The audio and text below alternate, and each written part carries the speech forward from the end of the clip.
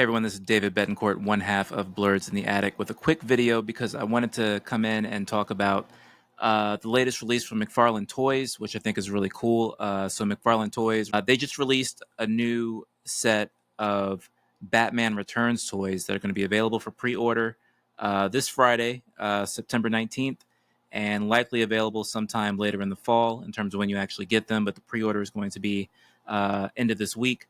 And this is pretty significant. One, because as a lot of you know, McFarlane's contract with DC is soon going to be coming up. So by this time next year, McFarlane will no longer be the main manufacturer of DC toys and maybe out of making toys for DC Comics in general. That license is going to be moving over to Mattel.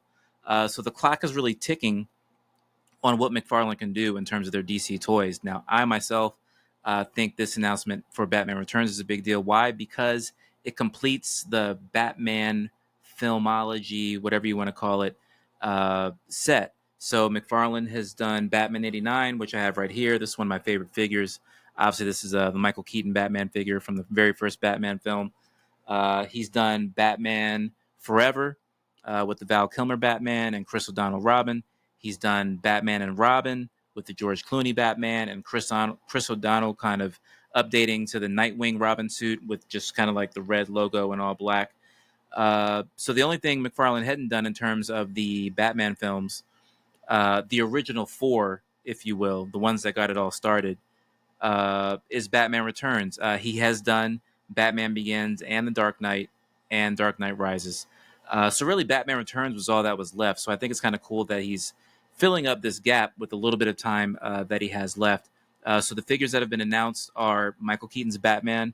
Now you're saying, okay, well, what's the biggest difference between Michael Keaton in Batman 89 and then Michael Keaton in Batman Returns in 1992? Well, the biggest thing is the suit design. The suit in Batman Returns was a lot sleeker. Obviously, there was a big change in the abdomen area where it was more kind of mechanical looking instead of that natural muscle look that the 1989 suit had. These kind of alterations were made for Keaton to make the suit a lot more comfortable than it was back when he was filming Batman in the late 80s.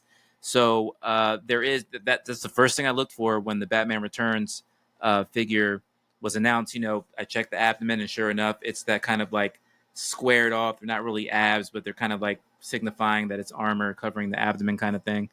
So that's the first one. You've got Michelle Pfeiffer's Catwoman, which looks great. I think that's going to be a very popular figure and fly off the shelves quickly.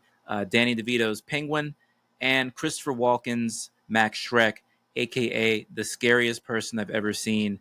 Slight preview of my nightmares in the early 90s.